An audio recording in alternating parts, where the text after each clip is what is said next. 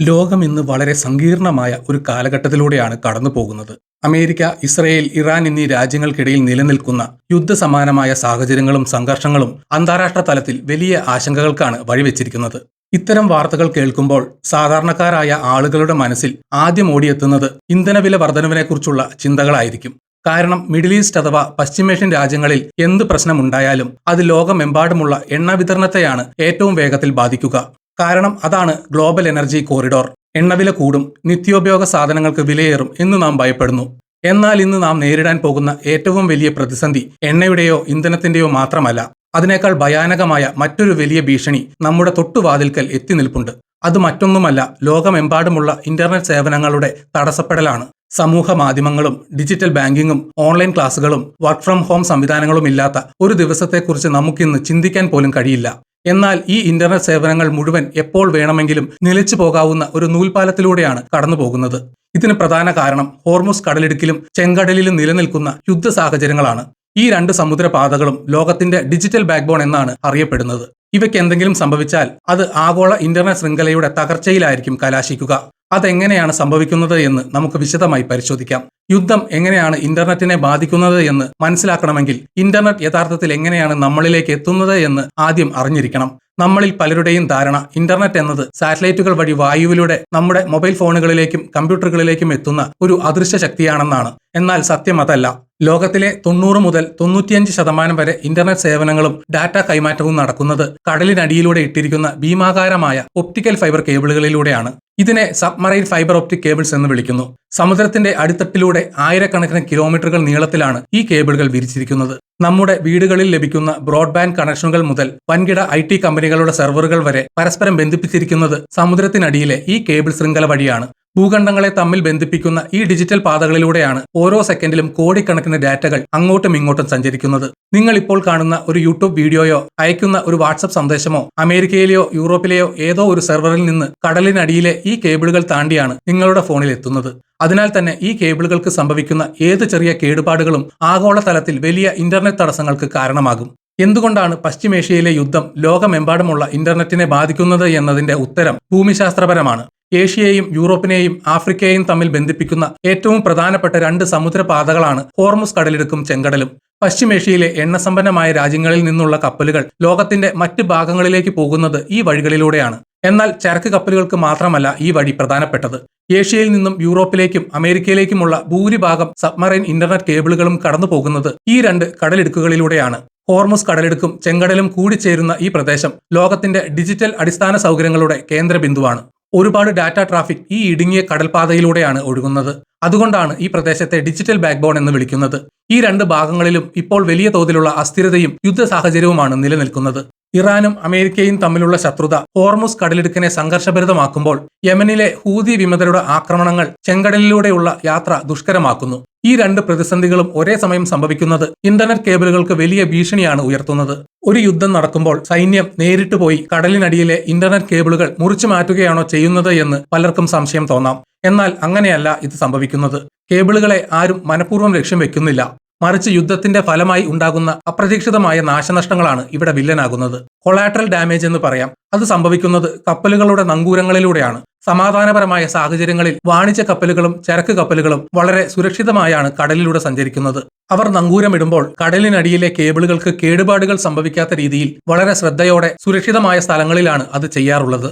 എന്നാൽ യുദ്ധമോ ആക്രമണമോ നടക്കുന്ന അടിയന്തര സാഹചര്യങ്ങളിൽ കപ്പലുകൾക്ക് ഈ ശ്രദ്ധ പുലർത്താൻ കഴിയില്ല. ഹൂതി വിമതരുടെ മിസൈൽ ആക്രമണമോ യുദ്ധക്കപ്പലുകളുടെ സാന്നിധ്യമോ ഉണ്ടാകുമ്പോൾ ജീവനും ചരക്കും രക്ഷിക്കാൻ കപ്പലുകൾ പെട്ടെന്ന് സുരക്ഷിതമായ ഒരു ഇടം തേടുകയും തിടുക്കത്തിൽ നങ്കൂരമിടുകയും ചെയ്യും. ഇത്തരത്തിൽ യാതൊരു മുൻകരുതലുമില്ലാതെ ഭയാനകമായ സാഹചര്യങ്ങളിൽ കടലിന്റെ അടിത്തട്ടിലേക്ക് വലിച്ചെറിയുന്ന ഭാരമേറിയ നങ്കൂരങ്ങൾ നേരെ ചെന്ന് വീഴുന്നത് അവിടെ വിരിച്ചിരിക്കുന്ന ഫൈബർ ഒപ്റ്റിക് കേബിളുകൾക്ക് മുകളിലായിരിക്കും.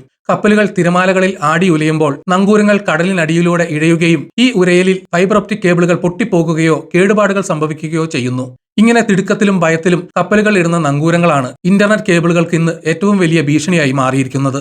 ഇപ്പോഴത്തെ ഈ പ്രതിസന്ധിയെ ചരിത്രത്തിൽ സമാനതകളില്ലാത്തത് ഹിസ്റ്റോറിക്കലി അൺപ്രസിഡന്റഡ് എന്നാണ് വിദഗ്ധർ വിശേഷിപ്പിക്കുന്നത്.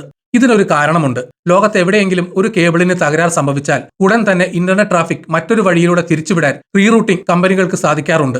ഇതിനായി എപ്പോഴും ഒന്നിലധികം കേബിൾ ശൃംഖലകൾ സജ്ജമാക്കിയിട്ടുണ്ടാകും. ഉദാഹരണത്തിന് ചെങ്കടലിൽ എന്തെങ്കിലും പ്രശ്നമുണ്ടായാൽ ഹോർമുസ് കടലിടുക്ക് വഴിയുള്ള കേബിളുകളെ ആശ്രയിക്കാം. ഹോർമുസിൽ പ്രശ്നമാണെങ്കിൽ ചെങ്കടൽ വഴിയോ മറ്റു പാതകളിലൂടെയോ ഡാറ്റ അയക്കാം. എന്നാൽ ഇന്ന് നാം നേരിടുന്നത് ഒരു ഇരട്ട പ്രതിസന്ധിയാണ്. ചരിത്രത്തിലാദ്യമായി നമ്മുടെ ഏറ്റവും പ്രധാനപ്പെട്ട 2 ഇന്റർനെറ്റ് പാതകളും ഒരേ സമയം യുദ്ധഭീഷണിയിലാണ്. ചെങ്കടലിൽ ഹൂതികളുടെ ആക്രമണം മൂലം കപ്പലുകൾക്ക് സഞ്ചരിക്കാൻ കഴിയാത്ത അവസ്ഥയാണുള്ളത്.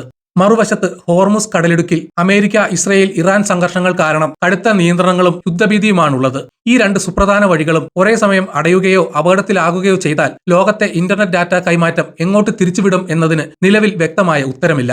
ഇതാണ് ഈ സാഹചര്യത്തെ അത്യന്തം ഗൗരവമുള്ളതാക്കുന്നത്. ഈ ഭീഷണി ഏറ്റവും കൂടുതൽ ബാധിക്കുന്നത് ആഗോള ടെക് ഭീമന്മാരെയാണ്. ഗൂഗിൾ, മെറ്റ അഥവാ ഫേസ്ബുക്ക്, ആമസോൺ വെബ് സർവീസ് തുടങ്ങിയ വൻകിട കമ്പനികൾ പശ്ചിമേഷ്യൻ രാജ്യങ്ങളിൽ വലിയ തോതിലുള്ള നിക്ഷേപങ്ങളാണ് നടത്തിയിരിക്കുന്നത്.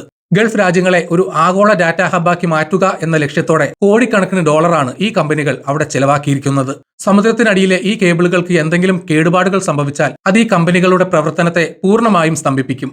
ഡാറ്റാ സെന്ററുകളിലേക്കുള്ള കണക്ടിവിറ്റി നഷ്ടപ്പെട്ടാൽ അത് കോടിക്കണക്കിന് ഡോളറിന്റെ സാമ്പത്തിക നഷ്ടമായിരിക്കും അവർക്ക് വരുത്തിവെക്കുക. നിക്ഷേപങ്ങൾ വെള്ളത്തിലാകുമെന്ന ഭയം ടെക് ലോകത്തെ ഒന്നാകെ ആശങ്കയിലാഴ്ത്തിയിട്ടുണ്ട്. ഈ ഡാറ്റാ സെന്ററുകളെ ആശ്രയിച്ച് പ്രവർത്തിക്കുന്ന ലോകമെമ്പാടുമുള്ള ലക്ഷക്കണക്കിന് ചെറുകിട ബിസിനസ്സുകളെയും ഇത് സാരമായി ബാധിക്കും. ഈ ആഗോള ഡിജിറ്റൽ പ്രതിസന്ധിയിൽ ഇന്ത്യയും വലിയ അപകട ഭീഷണിയിലാണ്. കാരണം ഇന്ത്യയുടെ ഇന്റർനെറ്റ് ഡാറ്റയുടെ ഒരു വലിയ പങ്കും കടന്നു പോകുന്നത് ഈ പാതകളിലൂടെയാണ്. പ്രത്യേകിച്ച് ഇന്ത്യയിൽ നിന്നും പടിഞ്ഞാറോട്ടുള്ള, അതായത് മിഡിൽ ഈസ്റ്റിലേക്കും യൂറോപ്പിലേക്കുമുള്ള ഡാറ്റ കൈമാറ്റം, വെസ്റ്റ്വേർഡ് ഡാറ്റ ഫ്ലോ പൂർണ്ണമായും ആശ്രയിക്കുന്നത് ഈ ഹോർമുസ് ചെങ്കടൽ കേബിൾ ശൃംഖലകളെയാണ്. ഇന്ത്യയിലെ IT കമ്പനികൾ, ബാങ്കിംഗ് മേഖല, ഷെയർ മാർക്കറ്റുകൾ എന്നിവയെല്ലാം പ്രവർത്തിക്കുന്നത് വിദേശ രാജ്യങ്ങളിലെ സെർവറുകളുമായി തത്സമയം കണക്ട് ചെയ്തുകൊണ്ടാണ്. ഈ സമുദ്രപാതകളിൽ ഒരേ സമയം തടസ്സങ്ങൾ ഉണ്ടായാൽ ഇന്ത്യയിലെ ഇന്റർനെറ്റ് വേഗത ഗണ്യമായി കുറയാൻ, ലാറ്റൻസി ആൻഡ് ലാഗ് ഉണ്ടാകാൻ സാധ്യതയുണ്ട്. ഒരു ഡാറ്റ അയച്ചാൽ അത് എത്താൻ എടുക്കുന്ന സമയം വർദ്ധിക്കും. ഇത് IT മേഖലയിലെ പ്രവർത്തനങ്ങളെയും ഓൺലൈൻ ഇടപാടുകളെയും മന്ദഗതിയിലാക്കും. സാധാരണക്കാരായ ആളുകൾക്ക് അവർ ഉപയോഗിക്കുന്ന വിദേശ ആപ്പുകളിലും വെബ്സൈറ്റുകളിലും തടസ്സങ്ങൾ നേരിടേണ്ടി വന്നേക്കാം. ഇന്ത്യയെ സംബന്ധിച്ചിടത്തോളം പടിഞ്ഞാറൻ രാജ്യങ്ങളുമായുള്ള ഡിജിറ്റൽ ബന്ധം നിലനിർത്താൻ മറ്റ് ബദൽ മാർഗങ്ങൾ കണ്ടെത്തേണ്ടത് അത്യാവശ്യമായി മാറിയിരിക്കുകയാണ്. നിലവിലെ പ്രതിസന്ധി മറികടക്കാൻ ബദൽ പാതകൾ കണ്ടെത്തുക എന്നത് മാത്രമാണ് ഏക പോംവഴി. ഈ ഇരട്ട ഭീഷണിയുടെ പശ്ചാത്തലത്തിൽ ഡാറ്റ ട്രാഫിക് സുരക്ഷിതമായി കൊണ്ടുപോകാൻ കഴിയുന്ന പുതിയ റൂട്ടുകൾ കണ്ടെത്താനുള്ള തീവ്ര ശ്രമത്തിലാണ് കമ്പനികൾ. ആഫ്രിക്കൻ വൻകര ചുറ്റിയുള്ള കേബിൾ റൂട്ടുകൾ ഇതിനൊരു ബദലായി പരിഗണിക്കപ്പെടുന്നുണ്ടെങ്കിലും അത് വളരെ ദൂരമേറിയതും ചെലവേറിയതുമാണ്. സാറ്റലൈറ്റ് ഇന്റർനെറ്റ് സംവിധാനങ്ങൾ ഒരു പരിധിവരെ സഹായകമാകുമെങ്കിലും ഫൈബർ ഒപ്റ്റിക് കേബിളുകൾ നൽകുന്ന വേഗതയും ഡാറ്റാ കപ്പാസിറ്റിയും നൽകാൻ നിലവിൽ സാറ്റലൈറ്റുകൾക്ക് കഴിയില്ല. തൽക്കാലം കേബിളുകൾക്ക് കേടുപാടുകൾ സംഭവിക്കാതിരിക്കാൻ കപ്പലുകൾക്ക് കൃത്യമായ മുന്നറിയിപ്പുകൾ നൽകുകയും പ്രശ്നബാധിത പ്രദേശങ്ങളിൽ കൂടുതൽ ശ്രദ്ധയോടെ നങ്കൂരമിടാൻ നിർദ്ദേശിക്കുകയും ചെയ്യുക എന്നത് മാത്രമാണ് പെട്ടെന്നുള്ള ഒരു പരിഹാരം. എന്നാൽ യുദ്ധ സാഹചര്യത്തിൽ ഇതൊന്നും പൂർണ്ണമായും പ്രായോഗികമല്ല എന്നതാണ് വാസ്തവം. ചുരുക്കത്തിൽ ലോകം ഇന്ന് വെറും ഒരു ഊർജ്ജ പ്രതിസന്ധി മാത്രമല്ല നേരിടുന്നത്. നമ്മൾ ജീവിക്കുന്നത് ഒരു ഡിജിറ്റൽ യുഗത്തിലാണ്. നമ്മുടെ വ്യക്തിജീവിതം മുതൽ ആഗോള സമ്പദ് വ്യവസ്ഥ വരെ നിലനിൽക്കുന്നത് ഇന്റർനെറ്റ് എന്ന അദൃശ്യമായ എന്നാൽ അതിശക്തമായ ഒരു വലയ്ക്കുള്ളിലാണ്. ഹോർമുസ് കടലിടുക്കിലെയും ചെങ്കടലിലെയും യുദ്ധങ്ങളും അസ്ഥിരതയും ഈ വലയുടെ പ്രധാന കണ്ണികളെയാണ് മുറിച്ചു മാറ്റാൻ ഭീഷണി മുഴക്കുന്നത്. ഇത് നമ്മെ ഓർമ്മിപ്പിക്കുന്ന ഒരു വലിയ പാഠമുണ്ട്. ആധുനിക കാലത്തെ യുദ്ധങ്ങൾ വെടിയുണ്ടകളിലും ബോംബുകളിലും മാത്രം ഒതുങ്ങുന്നില്ല. അവ മനുഷ്യന്റെ ദൈനംദിന ജീവിതത്തെ, ആശയവിനിമയത്തെ, സമ്പദ് വ്യവസ്ഥയെ എല്ലാം നിശ്ചലമാക്കുന്ന ഡിജിറ്റൽ തകർച്ചകൾക്ക് കൂടി കാരണമാകുന്നു. ആഗോള ഡാറ്റ ഫ്ലോ സുരക്ഷിതമാക്കുക എന്നത് ഇന്ന് ഏതെങ്കിലും ഒരു രാജ്യത്തിന്റെ മാത്രം ആവശ്യമല്ല, മറിച്ച് ലോകത്തിന്റെ മുഴുവൻ ആവശ്യമാണ്. സമുദ്രത്തിനടിയിലെ കേബിളുകൾ സംരക്ഷിക്കപ്പെടേണ്ടത് മനുഷ്യന്റെ ഡിജിറ്റൽ ഭാവിയുടെ നിലനിൽപ്പിന് അത്യന്താപേക്ഷിതമാണ്.